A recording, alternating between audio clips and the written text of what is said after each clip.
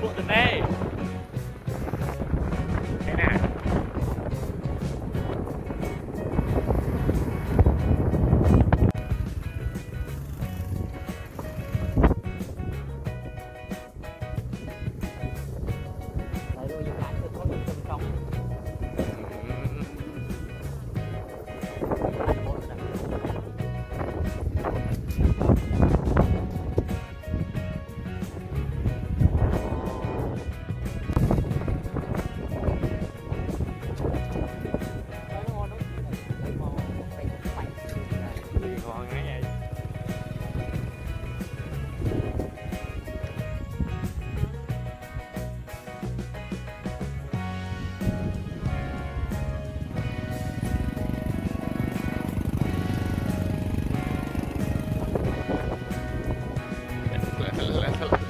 Này.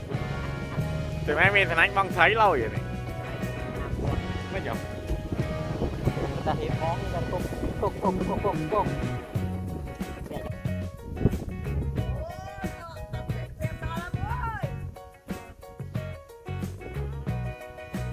Cái này càng nghe Cần Thơ đây.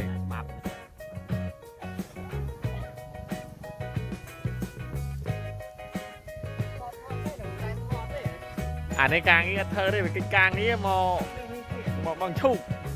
Ngay kia phần mẹ. Thấy nó? CEO ăn phải giao.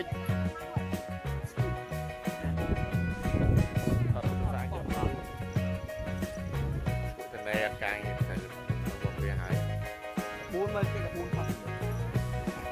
Ăn phải giao như kia. Một ăn phải giao càng nghe Cần Thơ. Ngay kia phần mẹ này thật là đây á. Tôi hiểu rồi nhỉ.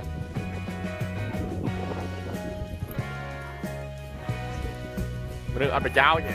Đang im tia hàng Cần Thơ ta. Ra go mày, kẹo bộ so này. Mà là tem này châu te đây mà nư. Châu là lấy sấy hải nhưng mà giúp mà ngay em khơi châu lên. Và anh đang mang te tay đai đây này. Cái này mang cái đâu mà này này. Anh đi mà rồi không quay.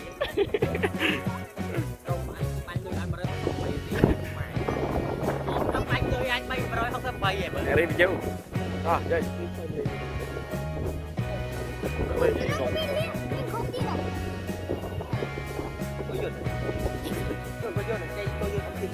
Tụi này ngon mấy.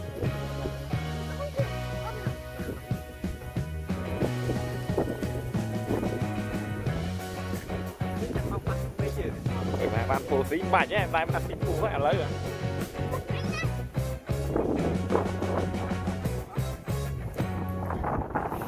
Cả trơn với bạn thọt.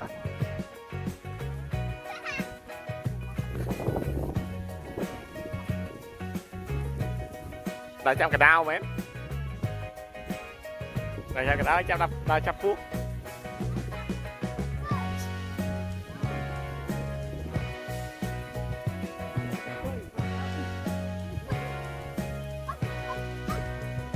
Đặt ngay nó anh cho tới đây.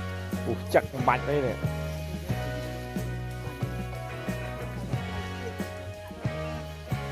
Đừng ngọt đi. Đây đây. Lại xả tay rồi nộp má.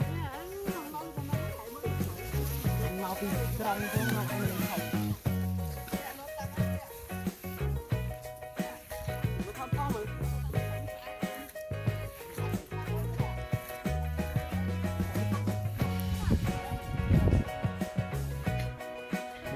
Ngày năng không ai no mà hiểu lia.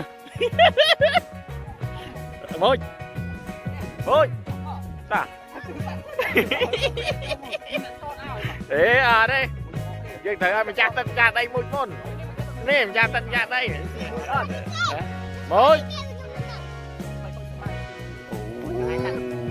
thầy là khai trẻ mascara em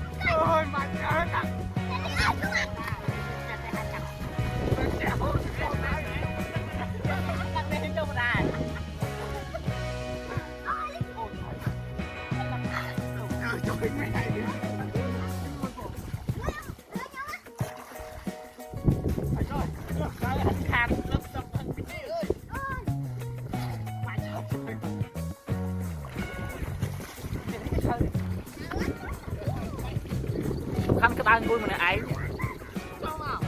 ấy sao á cứ thôi không mày lên tật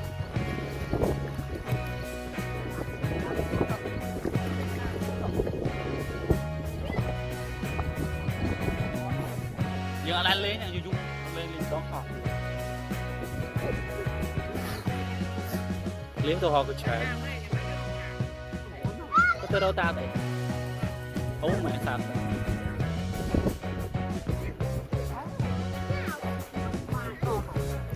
nó chơi họ mà biết bán biết thế nào mới thằng bé là họ còn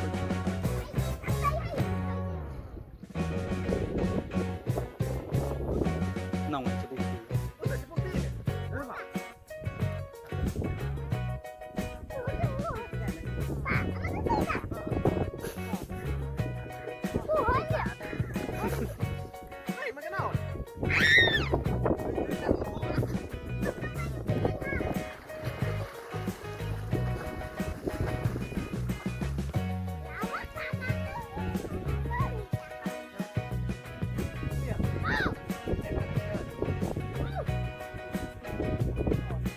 họ ấy đạo sao phải bẹ một mà miếng gì họ ra mới lại hiểu như kia làm một phần nó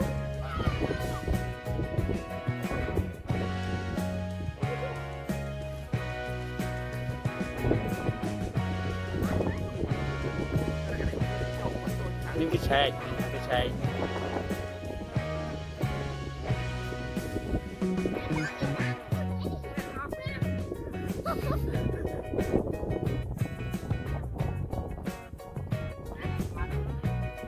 ông mình âu mơ là có hòm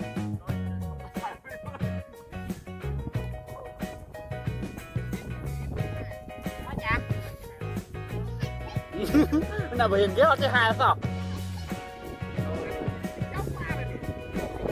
tôi ở cái chai